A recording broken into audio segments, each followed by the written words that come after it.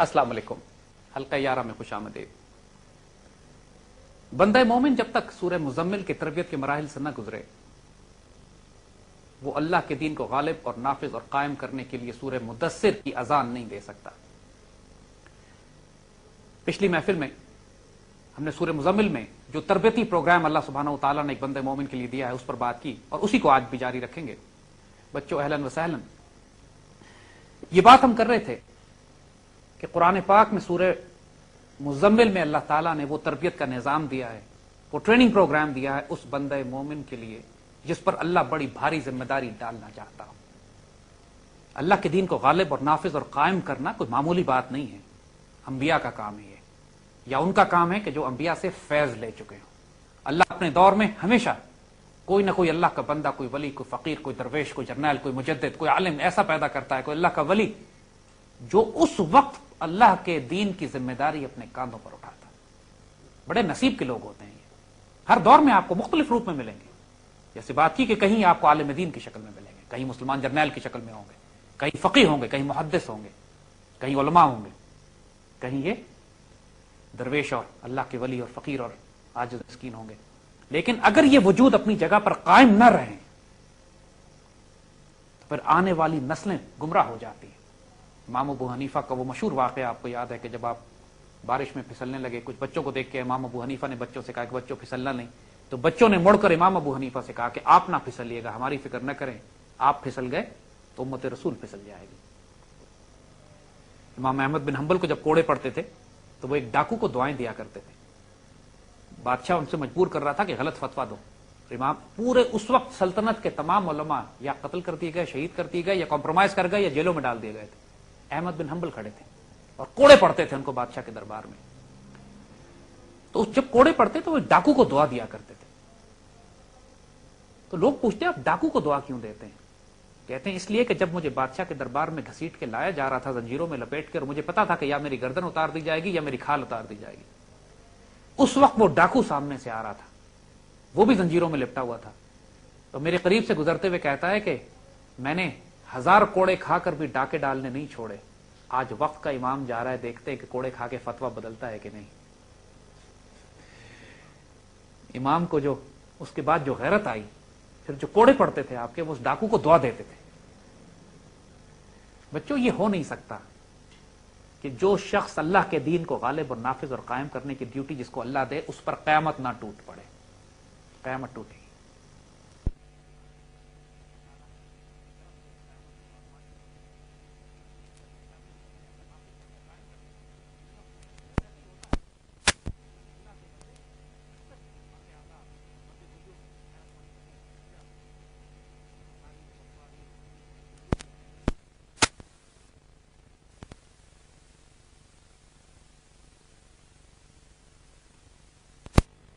مسلمان معاشروں میں بھی، کفر کا معاشرہ تو دور کی بات ہے، مسلمان معاشروں میں بھی ان کے ساتھ کبھی اچھا سلوک نہیں ہوا۔ تو سورہ مزمل وہ تربیتی پروگرام ہے، تربیتی نظام ہے۔ المیہ یہی ہوتا ہے کہ جب تک انسان سورہ مزمل کے تربیتی پروگرام سے نہ گزرے، اور یہ کام ایک دن کا نہیں ہے، برسوں کی طویل تربیت ہوتی ہے۔ یہ آپ نوٹ نہیں کرتے ہیں اس بات کو کہ ایک انسان مرشد کے پاس، استاد کے پاس جاتا ہے، 30 سال، 40 سال تربیت کی جاتی ہے۔ تربیت کس بات کی؟ تربیت اسی بات کی کہ یہ دنیا کی تمہیں آسائشیں، لالچیں، اٹریکشنز، ڈسٹریکشنز، ایک پوری دنیا آپ کے آگے بکھیر دی جاتی ہے آپ کو خریدنے کے لیے، آپ کو گمراہ کرنے کے لیے، آپ کو بہکانے کے لیے۔ اگر انسان اس سے بچ کے نکل جائے تو پھر اس کو خوف اس کے اوپر مسلط کیا جاتا ہے، جان کا خوف، مال کا خوف، عزت کا خوف، اولاد کا خوف۔ یہ آگ کا دریا ہے اور اس میں سے تیر کے جانا ہے، یہ ہوتا نہیں ہے۔ تو اس سارے ایک بندے مومن کی تربیت کے جو مراحل ہیں، اس کا آغاز ہوتا ہی مزمل سے ہے، اور پھر جو مزمل کی تربیت گاہ سے گزر جائے اس کو پھر جس کو اللہ چاہے مدثر کی ڈیوٹی اس کو دیتا ہے۔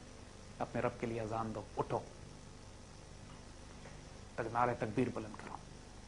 وہ سحر جس سے لرزتا ہے شبستان وجود، پھر وہ نعرہ تکبیر جو دیتا ہے اللہ کا بندہ، وہ سحر جس سے لرزتا ہے شبستان وجود، ہوتی ہے بندہ مومن کی اذان سے پیدا۔ پھر بندہ مومن کی جو اذان ہوتی ہے وہ اس کائنات کو ہلاتی ہے۔ تو پچھلی دفعہ ہم یہ بات کر رہے تھے کہ جب کہا گیا یا ایھا المزمل، ہے وہ جو آج کے دور کے مزمل، ہم جب اپنے آپ کو مخاطب کر کے کہیں گے تو ہم تو جو دنیا میں لپٹے ہوئے، خوف میں، روپے میں، پیسے میں، کوئی خاندان میں، کوئی جائیداد میں، کوئی جاگیر میں، کوئی قومیت میں، کوئی لسانیت میں، کوئی سیاست میں، کوئی جمہوریت میں، ہر انسان کسی نہ کسی خدا کو بنا کے نعوذ باللہ اپنے گرد پیٹ کے بیٹھا ہوا ہے. جب تک ان بتوں کو نہیں توڑیں گے، جب تک ان چادروں سے، ان بندھنوں سے نہیں اتریں گے، نکلیں گے آپ، جب تک مرد آزاد نہیں بنیں گے. اور اس کا طریقہ بتایا گیا، اٹھو یا ایھا المزمل، تم کن میں لپٹے ہو، اٹھو رات کو عبادت کرو. کچھ حصہ، تھوڑی دیر، جو پچھلی دفعہ پوری تفصیل سے ہم نے بات کی، کچھ عرصہ، تھوڑی آدھی رات، اس سے زیادہ، اس سے کم، کیونکہ یہ رات کی عبادت جو ہے اپنے نفس کو قابو رکھنے کے لیے بہت ضروری ہے، بہت لازم ہے، تمہارے معاملات کو درست کرتا ہے. دن میں تمہاری بڑی ذمہ داریاں ہیں، لیکن اپنے رب کے اس میں مبارک کا ذکر کرو، سب سے کٹ کے رب کے ہولو. رب المشرق والمغرب، مشرق و مغرب کا وہ رب ہے، اس کے علاوہ کوئی حقیقت نہیں ہے، اس کو اپنا وکیل بناؤ. اور بتایا جا رہا ہے سب کچھ کہ دیکھو آزمائشیں بھی آئیں، سنلقی علیکم قولا ثقیلا کی بات بھی کہے گی، تم پہ ایک بڑی بھاری ذمہ داری آنے والی ہے، اپنے آپ کو تیار کرو اس کے لیے. اور پھر کہا گیا کہ دیکھو جس لمحے آپ نے یہ اذان دی، پہلے ہی بتا دیا گیا ہے کہ جو کچھ یہ تمہیں رسوا کریں گے، جو کچھ تمہیں یہ ذلیل کریں گے، اس وقت تلوار اٹھانے کا وقت نہیں ہے. کہا گیا ہے وَاصْبِرْ عَلَىٰ مَا يَقُولُونَ، جو یہ آپ کو کہیں گے، الزام لگائیں گے، بہتان لگائیں گے، کافر کہیں گے، مرتد کہیں گے، آپ کو CIA کے ایجنٹ کہیں گے، آپ کو کافر قادیانی کہیں گے، آپ کو یہ کہیں گے ختم نبوت کا منکر ہے، ہر قسم کا الزام لگائیں گے آپ پہ. لیکن وَاصْبِرْ، صبر کرو، اور ساتھ ساتھ عَلَىٰ مَا يَقُولُونَ، جو یہ کہہ رہے ہیں، مگر وہ بھی کما. صبر کس طرح کا؟ وَاهْجُرْهُمْ هَجْرًا جَمِيلًا، آنریبل اینڈ ڈگنیفائڈ، غیرت مند، باعزت طریقے سے ان کو اگنور کرو. قرآن میں ایک اور جگہ جو فرمایا وَإِذَا مَرُّوا بِاللَّغْوِ مَرُّوا كِرَامًا، جب تم خرافات کے پاس سے گزرو تو وقار اور عزت اور غیرت کے ساتھ پرے کر کے اس کو نکل جاؤ. When you come across nonsense, ignore it with dignity. گھٹیے کہ آپ نعوذ باللہ سڑک پہ کتے بھونکنے لگے تو آپ ان کو چپ کرا. علامہ اقبال نے اپنا فارسی میں ایک بڑا سخت شعر کہا تھا، یا فارسی کی ایک کہاوت ہے جو اقبال نے بھی اپنے شعروں میں استعمال کی ہے کہ آواز سگاں کم نہ کند رزق گدارا. سخت ہے، کتوں کے بھونکنے سے فقیر کا رزق نہیں کم ہو جاتا ہے. فقیر کا جو رزق ہے وہ اس کو ملتا ہے، اللہ دے رہا ہے، بھونکنے دو. ابو جہل کے شور کرنے سے مسلمانوں کو، جماعت کو، مسلمانوں کو کیا فرق پڑ گیا؟ کچھ شہید کیے، اس نے ان کو تکلیفیں پہنچائی، کیا فرق پڑا؟ مشن کو روک سکا؟ نہیں. مسلمانوں کی جماعت کی تعداد میں کمی کر سکا؟ نہیں. جو اللہ تعالیٰ نے کرم اور فیض کھول دیا امت پہ، اس کو کوئی نہیں روک سکتا. جو تقدیر فیصلے کر چکی ہوتی ہے کہ اس نے ہونا ہے، جو مرضی چیخ لیں لوگ کہ پاکستان نہیں بنے گا، پاکستان کافر ہے، کافرستان ہے، علامہ اقبال قائد اعظم کافر ہیں، کافر اعظم ہیں. they were on the wrong side of history. Pakistan تو بننا ہی تھا. اور آج جو لوگ مخالفت کر رہے ہیں اس پاکستان کے عروج پہ جانے کی، اس کی تکمیل کی، they are again on the wrong side of history. جو ہونا ہے وہ تو ہونا ہے، بد نصیب تو یہ خود ہے. تو وہی کہ 13 سال مکے دور کی تربیت ہے یہ، لیکن مسلمانوں کو اجازت نہیں ہے تلوار نکالنے کی. مسلمانوں کو حکم نہیں دیا گیا کہ آپ نے اینٹ کا جواب پتھر سے دینا ہے، بیکاز ٹریننگ فیز گزر رہا ہے، ٹریننگ پیریڈ ہے. اور کہا جا رہا ہے، اور پھر اللہ تعالیٰ فرما رہے ہیں کہ ان کو چھوڑ دیجئے، ان مکذبین کو، انکار کرنے والوں کو، ان لوگوں کو جو اپنے آپ کو بہت زیادہ دولت مند، صاحب ثروت، مال و دولت کا سمجھتے ہیں، people of authority, people of power, pure of wealth, جھوٹے انکار کرنے والے، ان کو پرے کیجئے. ان کے پاس بہت تھوڑی سی مہلت ہے، کرنے دیں شور ان کو. دیکھتے ہیں، ہم بھی دیکھتے ہیں کہ اللہ تعالیٰ ان کو کتنا عرصہ چھوڑتا ہے. یہ ایک پہلی 11 آیتیں سورہ مزمل کی، یہ ایک پورا ٹریننگ پروگرام ہے ایک مرد مومن کی تربیت کے لیے. اور جب یہ ٹریننگ پروگرام انسان مکمل کر لیتا ہے اور اللہ تعالیٰ کے یہ ٹیسٹ پاس ہو جاتے ہیں، وہ گالیاں بھی برداشت کر لیتا ہے، وہ اپنے رب کے اوپر بھروسہ بھی کرتا ہے، اپنے رب کو وکیل بھی بناتا ہے، سنلقی علیکم قولا ثقیلا کی بھاری ذمہ داریوں کے لیے بھی اپنے آپ کو تیار کرتا ہے، اور اللہ اس کے اوپر ذمہ داریاں ڈالنا شروع کرتا ہے. جب وہ ذمہ داری اس کو دے دی جاتی ہے، جب وہ اس ڈگنیٹی اور آنر کا ہوتا ہے کہ پوری دنیا اس کے اوپر غلاظت اچھالتی ہے، اور جب وہ کچرا پھینکنے والی عورت ایک رات کچرا نہ پھینک، دن کچرا نہ پھینکے، تو وہ جا کے پھر اس کی خیریت پوچھتے ہیں. جب یہ کردار دکھانے والا وہ ہو جائے، یاد رکھنا میرے بچوں، سب سے بڑا ظرف جو اللہ کے بندوں کا، جن سے اللہ کام لیتا ہے نا، وہ ظرف ہوتا ہے معاف کرنا. ہم لوگ آج کل معاف کرنا بھول گئے. چھوٹی چھوٹی باتوں پہ مقدمات ہوتے ہیں، قتل ہوتے ہیں، انتقامی کاروائیاں ایسی، توبہ استغفار. उस दिन जिक्र किसी ने हमसे किया कि वो मेरे बेटे की शादी में नहीं आया तो उसके बाद मैंने 20 साल उससे बात नहीं की। इन्ना लिल्लाहि व इन्ना इलैहि राजिऊन। ताल्लुकात इस बातों पे तबाह कर दिए जाते हैं। उसने मुझसे सख्त बात की या उसने मेरी बात नहीं सुनी तो मैंने उसके बाद सारी जिंदगी उसकी शक्ल नहीं देखी, रिश्ते तोड़ लिए। इन्ना लिल्लाहि व इन्ना इलैहि। इमेजिन करो अगर अल्लाह ताला ने इस तरह हमारे साथ सलूक किया कि हमने अल्लाह की बात नहीं सुनी और अल्लाह ने हमारा चेहरा देखने से इनकार कर दिया और अल्लाह ने हमसे रिश्ता तोड़ लिया, फिर हम क्या करेंगे? क्योंकि अल्लाह इंसानों के साथ वही सलूक करता है जो इंसान दूसरे इंसानों के साथ करता है। जो इंसान ये चाहता हो कि उसको दरगुजर और माफ किया जाए, अल्लाह के हुजूर उसको चाहिए कि अल्लाह के बंदों को माफ और दरगुजर करे, वरना अल्लाह ने इसकी पकड़ कर दी तो फिर इसको बचने की जगह नहीं मिलेगी। तो यही जो ज़र्फ बताया गया है मुज़म्मिल में कि अल्लाह के बंदों के जो एट्रीब्यूट बताए गए कि तुम्हें सख्त रुस्वा किया जाएगा, जलील किया जाएगा, मगर उनको इग्नोर करो, अपना केस अल्लाह के हवाले करो। वत्तखुज़ू वकीला, अल्लाह को वकील बना लो, hand over your case to him, रब के हवाले करो, वो संभालेगा इसको। अभी आपने जवाब नहीं देना। यहां क्या कहा जा रहा है? क्या जवाब कहा जा रहा है कि जवाब देना? नहीं, जवाब नहीं देना, इग्नोर करो विद डिग्निटी, ऑनर के साथ, करेज के साथ, डिसेंसी के साथ। थोड़ी मोहलत है इनके पास। आज ये हुकूमत, आज ये सूद और रिबा का निजाम इनके पास है, आज ताकत और इख्तियार इनके पास है, आज ये जुल्म करेंगे आपके ऊपर, करने दो, कोई फर्क नहीं पड़ता। Let them do it. होगा, ये लाजिम है कि होगा, ये नहीं हो सकता ये कुफर का निजाम टूट के ना गिरे आपके ऊपर। और जब ये ट्रेनिंग प्रोग्राम तुम करोगे और उसके नतीजे में तुम अपनी तरबियत के इस मकाम पर आ जाओगे, तुम्हें ज़र्फ होगा बर्दाश्त करने का। तुम्हें ये अल्लाह के बंदों की खास एट्रीब्यूट होती है, वो बर्दाश्त भी करते हैं, माफ भी करते हैं, फ्रस्ट्रेशन की हद तक माफ करते हैं। वो बेवकूफ नहीं होते, जान के भोले बने होते हैं। हुजूर सल्लल्लाहु अलैहि वसल्लम ने तमाम मुनाफिकीन के नाम साहबा को लिखवा दिए थे, बताए नहीं किसी को, एक साहबी के पास लिखवा दिए। सैयदना उमर जा जाके उनके पास, उन साहबी के पास रोया पेटा कर कहने लगे सिर्फ मुझे ये बता दो कि इसमें मेरा नाम तो नहीं लिखा हुआ कहीं। यानी ये खशियत का आलम है। हुजूर को सब मालूम है कौन मुनाफिक और कौन ईमान वाला है, मगर पर्दा रखने वाले लोगों की गलतियों को इस तरह छुपा जाते हैं जैसे पता ही कोई नहीं। तो बंदे मोमिन की भी ये सिफ्त होती है, लोगों के गुनाह देख लेता है, बड़े बड़े गुनाह उसके आंखों के सामने हो रहे होते हैं, लोगों की गलतियां कोताहियां उसको पता लग जाती है। अल्लाह सत्तार है ना, पर्दे डालता है, अल्लाह का बंदा भी सत्तार होता है, पर्दे डाल देता है। ऐसे हो जाता है जैसे कोई बात नहीं, दरगुजर माफी का मामला। ये नहीं कि जरा सी गलती किसी को पता लगी खाल उतार दी और अपने गुनाह अल्लाह से उम्मीद है कि शायद अल्लाह माफ कर देता। अब ऐसे नहीं होगा। जो अल्लाह के बंदों को माफ नहीं करेगा, अल्लाह उसको माफ नहीं करेगा। जो अल्लाह के बंदों के राज नहीं रखेगा, अल्लाह उसके राज नहीं रखेगा। और याद रखो, अल्लाह ने पर्दे खोल दिए ना। हम एक फकीर के पास जाते हैं, लोग उनसे बड़ी बड़ी दुआएं करवाने आते हैं और वो अल्लाह का बंदा सिर्फ एक दुआ देता है, अल्लाह पर्दे रखे, अल्लाह तुम्हारे पर्दे रखे। क्योंकि अल्लाह ने पर्दे रख लिए तो बहुत काम है। हिसाब नहीं होगा, फिर हल्का हो जाएगा, पर्दे रखे चले जाएंगे, गलतियों पे पर्दा डाल दिया जाएगा। वरना अगर हिसाब खुल गए, पर्दे खुल गए, फिर तो तौबा इस्तग़फ़ार कौन बचने वाला है, ना दुनिया में ना आखिरत में। अल्लाह का एहसान है कि पर्दे डालता है। तो जो बंदे मोमिन के एट्रीब्यूट्स हैं, किरदार बताया गया यहाँ पे कि खुराफात को दरगुजर करके माफ करने वाले बनो, ऑनरेबल बनो। लेकिन ये भी नहीं, इस तरह भी नहीं कि चीखने चिल्लाना, रोना, शिकवा, शिकायत बयान करना, चीखना चिल्लाना। वो किसी ने कहा ना कि अल्लाह के बंदे से किसी ने पूछा क्या हाल है, कैसा गुजर बसर हो रही है, तो उसने बड़े उदास होकर बड़े दुखी अंदाज में कहा बस ठीक है, शुक्र है अल्लाह का। तो लिखने वाले ने लिखा कि मैंने उससे पूछा कि तुमने अल्लाह का शुक्र अदा किया है या रज़ाक़ दो आलम को ताना दिया है। अगर शुक्र अदा किया है तो शुक्र फिर जबान से नजर भी आए, वजूद से नजर आए, तुम्हारा चेहरा भी चमकता दमकता हो, तुम्हारा वजूद, तुम भूख से मर रहे हो, तुम्हारे पेट पे पत्थर बंधे हो, तुमने 3 दिन खाना ना खाया, लेकिन तुम्हारी आंखों की चमक बताती हो रब, अगर आप मेरे रब हैं तो मैं भी आपका बंदा हूं। फिर शिकायत नहीं निकलेगी यहां से।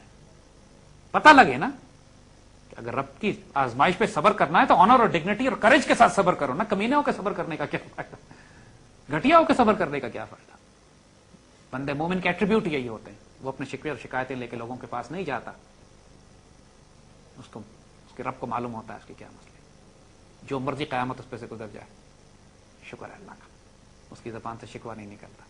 और यही एट्रीब्यूट्स बंदा मोमिन के बताए जा रहे हैं। अपना केस अल्लाह के हवाले कर चुका है, भारी जिम्मेदारी के लिए तैयार है, उसको ज़लील और रुसवा किया जा रहा है, आजमाइशें, क़यामत उस पर टूटी जा रही है, लेकिन he is honourable, he is dignified. वस्बिर अला मा यक़ूलून, जो मर्जी प्रोपेगेंडा ये तुम्हारे खिलाफ कर ले, सब्र करना, ये सब्र करेंगे इंशाअल्लाह। ओके, ये होगा। व तवासौ बिल हक़ भी है, तवासौ बिस सब्र, सब्र के बगैर तो बात ही कोई नहीं है। बर्दाश्त करना पड़ेगा, हर जगह इंसान गुस्से में बेभर के रिएक्ट नहीं कर सकता। और फिर ये क्या, छोड़ो, थोड़ा टाइम है। اور اس کے بعد پھر آپ دیکھتے ہیں سورہ مدثر جب شروع ہوتی ہے، اور سورہ مدثر دی ٹریننگ پروگرام جو ایک جب اس ٹریننگ پروگرام سے کوئی گزرتا ہے اس کے بعد جب بیٹل فیلڈ میں میدان جنگ میں آپ آتے ہیں دین دیٹ از مدثر، یا ایھا المدثر. اور اس کا بھی مدثر کا ترجمہ بھی یہی ہے، لحاف میں لپٹے ہوئے. اب ظاہر ہے آج کے دور میں جو شخص کوئی لحاف میں تو نہیں لپٹا ہوا ہے، مطلب ہے کہ جو ان فیئرز میں انسان، اس خوف میں جب انسان مبتلا ہوتا ہے کہ میں کفر کے نظام کو، ایون ایک تربیت یافتہ اللہ کا بندہ بھی جب کفر کے نظام کو، فرعون کو، وقت فرعون کو چیلنج کرنے جاتا ہے تو اس کے وجود میں خوف ہوتے ہیں. موسیٰ علیہ السلام کو جب اللہ تعالیٰ نے بھیجا فرعون کے دربار میں تو موسیٰ علیہ السلام نے کیا کہا اللہ تعالیٰ سے کہ یا اللہ میں نے تو وہاں قتل کیا ہوا ہے، وہ تو مجھے چھوڑیں گے نہیں. تو اللہ تعالیٰ نے کہا کہ فکر نہ کریں میں آپ کے ساتھ. اب دیکھیں اللہ کا بھی کمال دیکھیں، آپ فرعون کے دربار میں موسیٰ علیہ السلام کو بھیج رہے ہیں، 1,00,000-2,00,000 کی فوج تو ہونی چاہیے کم از کم. جب موسیٰ علیہ السلام نے شکایت کی اللہ سے کہ میں فرعون کے دربار میں جا رہا ہوں، میں نے مرڈر کیا ہوا ہے، وہ میری جان کے دشمن ہے، مجھے چھوڑیں گے نہیں، تو اللہ تعالیٰ نے کتنا بڑا اسٹریٹجک اور ٹیکٹیکل موو کیا. اچھا میں ہارون کو آپ کے ساتھ کر دیتا ہوں ایک بھائی ساتھ کر دیتا ہوں. لیکن ساتھ کیا کہا؟ بھائی کا ساتھ ہونا وہ اسٹرینتھ نہیں تھی جو اس کے بعد جملہ اللہ نے کہا ہے انی معکما اسمع و ارا، میں آپ دونوں کے ساتھ ہوں، دیکھ بھی رہا ہوں سن بھی رہا ہوں. کر کے تو دیکھیں کچھ آپ کے ساتھ. یہ وہ کیس ہوتا ہے، یہ وہ مقام ہے جب کہا گیا کہ اتخذوا وکیل، اللہ کو وکیل بنا لو، ہینڈ اوور کر دو کیس اس کے پاس. یہی کیا نا انہوں نے، اپنا سارا کیس اللہ کے حوالے کر. مالک آپ کا حکم ہے، ٹھیک ہے اب جا رہے ہیں فرعون کے دربار میں. سوچیں آج پورے امریکہ کو چیلنج کرنے کے لیے ایک فقیر اپنے ساتھ کسی اور آدمی کو لے جائے، دنیا ہنسے گی نہیں، تماشا نہیں بنائیں گے. لیکن فرعون نے کیا کیا؟ فرعون ان کے آگے عاجز ہوا کہ نہیں ہوا؟ آخر میں رسوا ہوا، ذلیل ہوا، تباہ برباد ہوا. پوری اتنی بڑی سویلائزیشن تباہ ہو گئی. اور موسیٰ علیہ السلام کے پورے واقعے میں ایک تیر نہیں چلا، ایک گولی نہیں چلی. علیہ السلام اور فرعون کا ہے نا آپ کے سامنے، ایک گولی نہیں چلی، مطلب ایک تیر فائر نہیں کیا. بنی اسرائیل کے پاس کچھ تھا ہی نہیں، نہ کوئی فوج تھی نہ کوئی آرمی تھی. فرعون کی پوری فوج سویلائزیشن سمیت تباہ برباد ہو گئی. اور اللہ تعالیٰ نے فورسز کون سی بھیجی تھی؟ موسیٰ علیہ السلام اور ہارون کو بھیج دیا. تو جب اس ٹریننگ پروگرام سے آپ مزمل سے گزر کے مدثر پہ آتے ہیں، اپریہنشنز تو ہوتے ہیں، فیئر پھر بھی ہوتا ہے، میں جا رہا ہوں کفر کے پاس، چیلنجز ہوں گے کیا نہیں، تو حکم ہے جاؤ کرو، ٹو دا ڈیوٹی. اور پھر حکم ہے قم فانذر، اٹھیے اور لوگوں کو ڈرائیے، نصیحت کریں. دا ٹائم ہز کم. لوگوں کو بتاؤ کہ لوگ ہوش میں آ جاؤ، ہندوستان اپنی فوجیں جمع کر رہا ہے تمہاری سرحد پہ، لوگوں ہوش میں آ جاؤ، یہ سود اور کفر کا نظام تباہ ہونے پاکستان کو توڑنے والا ہے. اذان دینی ہوتی ہے. پوائنٹ کمز جب آپ اٹھ کے اذان دیتے ہو، چپ نہیں رہ سکتے اس وقت. آپ کو حکم دیا جاتا ہے جاؤ بات کرو، کھل کے بات کرو کہ اب یہ پاکستان کو توڑنا چاہتے ہیں، یہ مدینہ ثانی کے خلاف سازشیں کر رہے ہیں، چاہے یہ یہود کی شکل میں ہو، چاہے نصارہ کی شکل میں ہو، یا حنوت کی شکل میں ہو، یا خارجیوں اور تکفیریوں دہشت گردوں کی شکل میں ہو، چاہے یہ سیاستدانوں کے روپ میں آئے، چاہے یہ سود اور ربا کے نظام میں آئے، جس کو اللہ کہتا ہے یہ تخبط الشیطان من المس، جس کو شیطان نے چھو کے باولا کیا ہوا ہے. اٹھ کے اذان دینی پڑے گی. لوگوں کو ڈراؤ، نصیحت کرو کہ اللہ سے ڈرو ورنہ اللہ کے عذاب آئیں گے، ہوش میں آؤ ورنہ قربانی بہت دینی پڑے گی. اذان دینے کا حکم ہر دور میں اللہ کے بندے کو ہوتا ہے.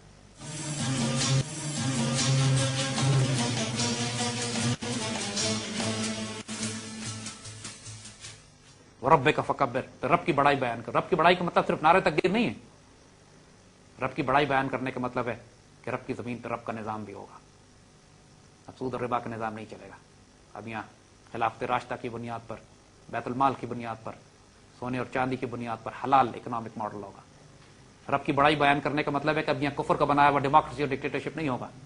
یہاں پہ اللہ کے دین کا بنایا ہوا خلافت راشدہ کا نظام، economic, political, social, judicial model ہوں گے. رب کا فکبر صرف نعرے تکبیر نماز اذان دینا نہیں ہے، اللہ تعالیٰ کے پورے دین کو غالب و قائم اور نافذ بھی کرنا ہے. And that is where the struggle starts. یہاں پہ تصادم ہوتا ہے اسٹریٹ اوے. جیسے آپ کفر کے نظام میں آ کے اذان دیں گے، حضور نے صرف کیا فرمایا تھا؟ قل لا الہ الا اللہ تفلحوا، کہو لا الہ الا اللہ کے علاوہ کوئی حاکم، مالک، محبوب، مقصود، مطلوب نہیں ہے، فلاح پا جاؤ گے. اتنی سی بات کہہ دیتے ہیں. ہم بھی تو روز کلمہ پڑھتے ہیں، کفر کو کوئی پرابلم نہیں ہے. لیکن ان لوگوں کو کیا سمجھ میں آ گئی تھی، کفار کو، مشرکین کو، اس کلمے کا مطلب کیا ہے کہ جس لمحے لا الہ الا اللہ کا کلمہ سنتے تھے قیامت ٹوٹ پڑتی تھی مسلمانوں پر. کلمے اس وقت توحید کی کون سی ایسی طاقت ان کو معلوم تھی، اس لیے کہ دے نیو یہ لوگ جو بات کر رہے ہیں وہ اس تربیت کے ایسے مقام پر آ چکے ہیں کہ اب یہ اپنے رب کو، اس کی بڑائی کو.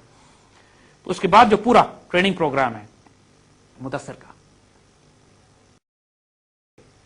اللہم صلی وسلم بارک علی سیدنا محمد وعلی آلہ وصحبہ وسلم، کہ یہ بندے مومن کی تربیت کے مراحل ہیں. اور اب آپ کو سمجھ میں آئے گا کہ یہ کیا وجہ ہے کہ مسلمان جماعتیں اور تحریکیں کامیاب نہیں ہو پاتی ہیں، کہ ان کے اندر جو نوجوان ہیں، ان کی تربیت، ان کے جو کیڈرے ہیں، ان کے جو کام کرنے والے ورکرز، نہ ان کی تربیت مزمل پہ ہوئی ہوتی ہے نہ مدثر پہ، اور اکثر و بیشتر مدثر کی ڈیوٹی کرنا چاہتے ہیں بغیر مزمل کی تربیت کے. نہیں ہو پائے گا. نہ نفس پہ قابو ہے، نہ اللہ کو وکیل بنایا ہے، نہ بھاری ذمہ داری کے لیے قول ثقیلہ کے لیے تیار ہیں، نہ اتنی ڈگنیٹی، اتنا کریج، اتنی تربیت ہے کہ معاف کر سکے، معاف کرنے کی صلاحیت، نہ صبر کرنے کی جرت ہے. آپ اسے باہر بھی ہوتے ہیں، غصے میں بفر بھی جاتے ہیں، جلد باز بھی ہیں، درگزر بھی نہیں کر پاتے، غلطیوں پہ پردہ بھی نہیں ڈال پاتے، اور پھر نفس اتنا غالب اور بھاری ہے کہ خواہشات نفس کے خلاف بھی نہیں جا سکتے. جو امراض قلبی ہیں، جو خواہشات نفس میں لپٹے ہوئے ہیں، اپنی مرضی، اپنی انا، اپنی ایگو زیادہ بڑا خدا بنایا ہوا ہے، چیز ان کو لپیٹا ہوا ہے، وہ کپڑے کی چادر نہیں، خواہشات نفس کی چادر ہے، کفر اور نظام اور سود اور ربا کی چادر ہے، حرام کی چادر ہے، اس میں لپٹے ہوئے ہیں. اس وجہ سے پھر وہ مدثر کی ڈیوٹی نہیں کر پاتے. نہیں ہو پائے گا. نہ نفس پہ قابو ہے، نہ اللہ کو وکیل بنایا ہے، نہ بھاری ذمہ داری کے لیے قول ثقیلہ کے لیے تیار ہیں، نہ اتنی ڈگنیٹی، اتنا کریج، اتنی تربیت ہے کہ معاف کر سکے، معاف کرنے کی صلاحیت، نہ صبر کرنے کی جرت ہے. آپ اسے باہر بھی ہوتے ہیں، غصے میں بفر بھی جاتے ہیں، جلد باز بھی ہیں، درگزر بھی نہیں کر پاتے، غلطیوں پہ پردہ بھی نہیں ڈال پاتے، اور پھر نفس اتنا غالب اور بھاری ہے کہ خواہشات نفس کے خلاف بھی نہیں جا سکتے.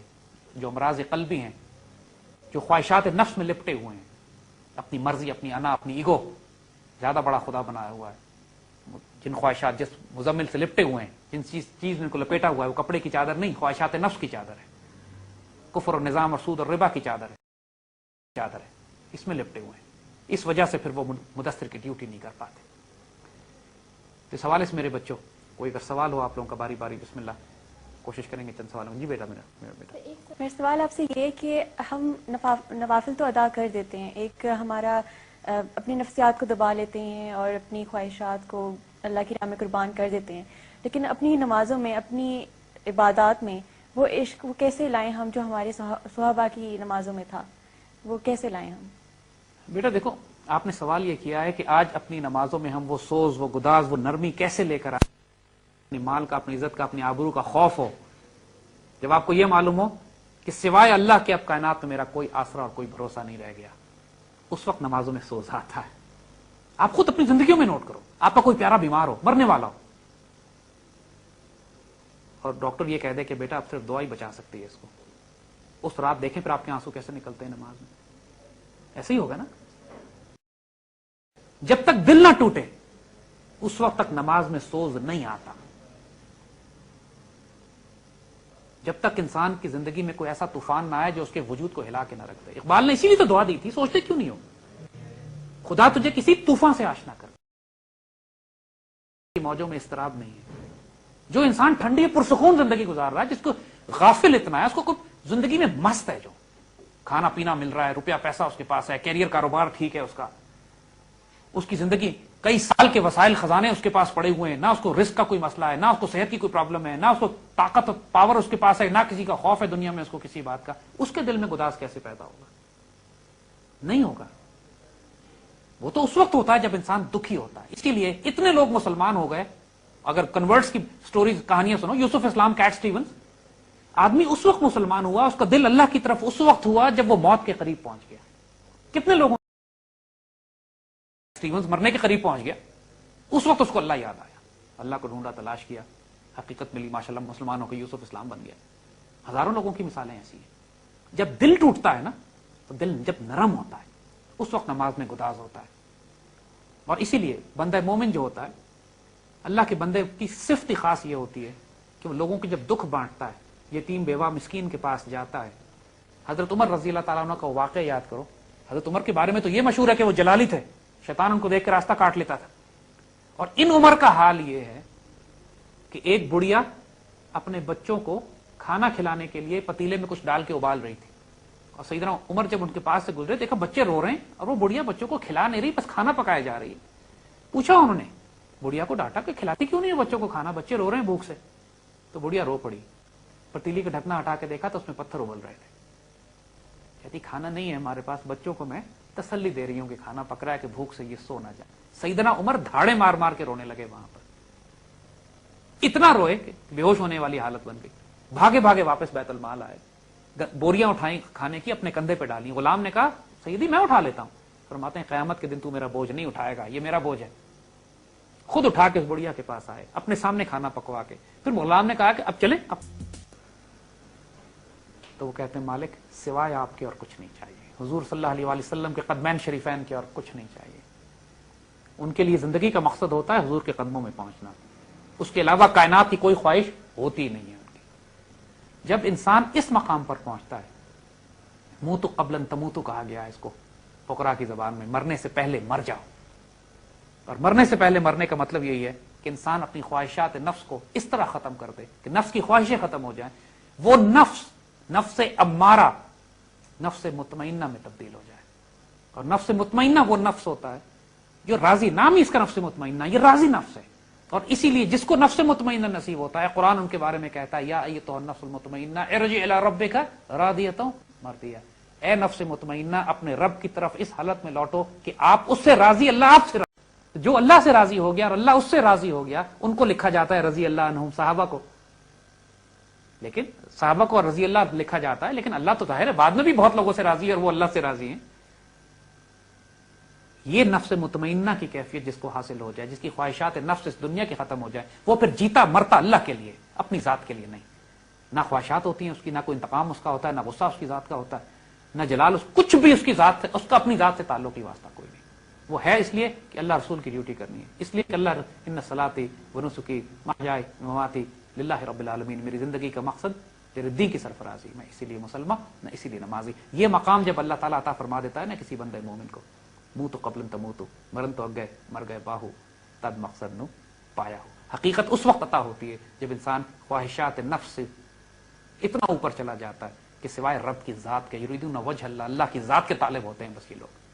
دنیا نہیں مانگتے, آخرت نہیں مانگتے, جنت بھی نہیں مانگتے, مانگتے رب کو ہیں. باقی رب ان کو دنیا بھی دیتا ہے, آخرت بھی دیتا ہے, جنت بھی دیتا ہے, وہ رب کا کام ہے. لیکن یہ اللہ کے بندے طالب رب کے ہوتے ہیں, طالب اللہ کے رسول کے. میرا کوشچن یہ ہے کہ آج کل کے دور میں سر ہم سورہ مزمل سے سورہ مدثر پہ کیسے موو کر سکتے ہیں؟ بیٹا جان, سورہ مزمل ایک ذاتی انڈیویجول ٹریننگ پروگرام ہے, ہر شخص اپنے گھر میں کر سکتا ہے نا. سورہ مزمل کا ٹریننگ پروگرام تو ہر بچہ اپنے گھر میں کر سکتا ہے. آپ کی اپنی راتیں ہیں, اپنے دن ہیں, اپنا وقت ہے. ماشاءاللہ ہر انسان اپنی زندگی کا تعین خود کرتا ہے, میں نے کتنا وقت فیملی کو دینا ہے, کتنا ٹی وی دیکھنا ہے, کتنا وقت میں نے یونیورسٹی کالجز میں جانا ہے, کتنی پڑھائی کرنی ہے, کتنا کھیل کود کرنا ہے, کتنی شاپنگ کرنی ہے, کتنا میں نے بازار جانا ہے. اپنی زندگی کا تعین آپ خود کرتے ہو. اور سورہ مزمل کا ٹریننگ پروگرام آپ دیکھتے ہو کہ اللہ تعالیٰ نے بالکل ذاتی رکھا ہوا ہے, آپ کو اختیار دیا گیا ہے. اللہ نے جتنا وقت ہمارے پاس ہے, کہا رات کو آدھی رات کو عبادت, آدھی رات تک عبادت کر لو, کچھ زیادہ کر لو, اچھا کچھ کم کر لو.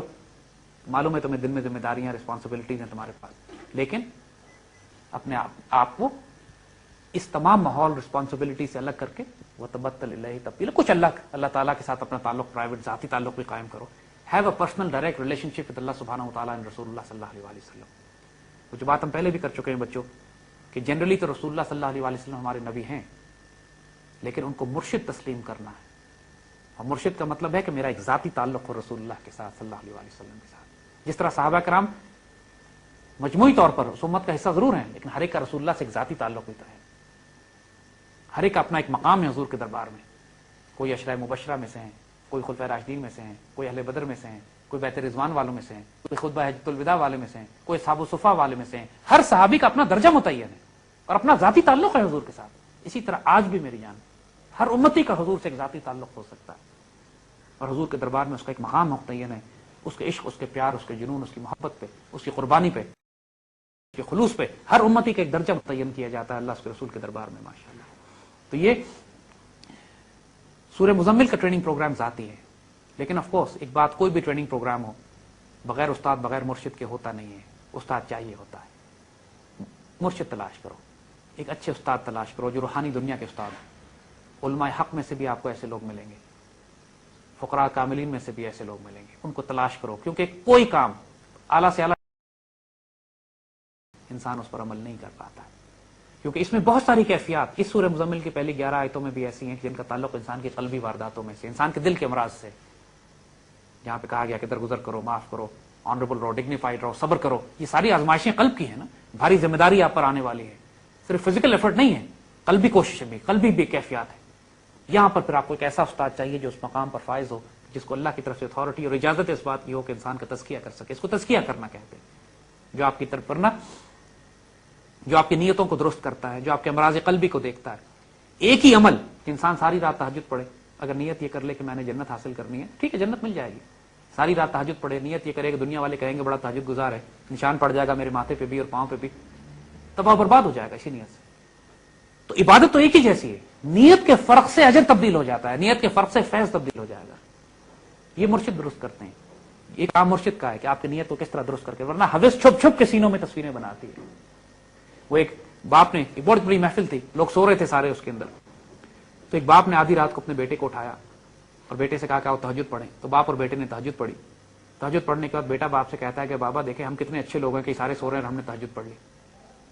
تو باپ کہتا ہے اس سے بہتر تھا کہ تو سوتا ہی رہتا, کہ یہ تکبر تجھے تباہ کروا دے گا, کہ جس کے دل میں رائی برابر تکبر ہوا اور جس نے دوسرے مسلمانوں کو برا سمجھا وہ پھر جنت میں داخل نہیں ہوگا. تو بیٹا اس سے بڑا ڈرنا پڑ, یقین کرو اللہ کے بندے نے ہم سے بات کی, ہم حیران ہو گئے. فقیر درویشوں کی باتیں بڑی گہری ہوتی ہیں. ایک فقیر نے ہم سے کہا بیٹا میں لوگوں کے گناہوں سے نہیں ڈرتا, مجھے لوگوں کی نیکیوں سے ڈر لگتا. یہ عجیب سی بات لگتی ہے, آدمی سوچے ذرا حیران ہوتا ہے. وہ کہتا ہے بیٹا گناہوں سے نہ ڈرنا, نیکیوں سے ڈرنا. ہمیں سمجھ نہیں آئی بات, ہم نے کہا بابا وضاحت کریں. کہتے ہیں بیٹا گناہ پہ انسان خجالت کرتا ہے, شرمندگی ہوتی ہے, کوئی انسان گناہ کر کے فخر نہیں کرتا. اللہ کے حضور توبہ استغفار کرتا ہے, اللہ کے حضور جھکتا ہے, اللہ کی مغفرت رحمت بڑی وسیع ہے. جو اللہ کا بندہ گناہ کرنے کے بعد اللہ کے حضور حاضر ہو کے سچے دل سے توبہ کرتا ہے, اللہ اس کی مغفرت فرماتا ہے. تو ایسے ہوتے ہیں کہ جن کے گناہ اللہ نیکیوں میں تبدیل کر دیتا ہے. یبدل السیئات حسنات والی بات بھی ہے. کہنے کے لیکن ہمیں جس چیز سے خطرہ آتا ہے کہ جب انسان اپنی نیکیوں کا تکبر لے کر بیٹھ جائے, کیونکہ یہ انسان کو سب سے زیادہ ہلاک کرواتا ہے. جو انسان بہت نیک ہو جاتا ہے پھر شیطان سب سے زیادہ شدید حملہ اس پہ اس جگہ کرتا ہے کہ تو بڑا نیک ہے, اگلا بڑا گناہگار ہے. اور جس لمحے انسان کے وجود میں نیکی کا تکبر آ گیا, جہنم مقدر ہو گئی اس کے لیے, کیونکہ یہاں پر وہ توبہ بھی نہیں کرتا کیونکہ اس کو اپنا نیکی کا تکبر ہوتا ہے. گناہوں کی خجالت پہ انسان توبہ کرتا ہے, نیکی کے تکبر پہ انسان کا تکبر بڑھتا چلا جاتا ہے, جب تک کہ اللہ حاصل خاص ہدایت دے کے کسی انسان کو نہ بتا دے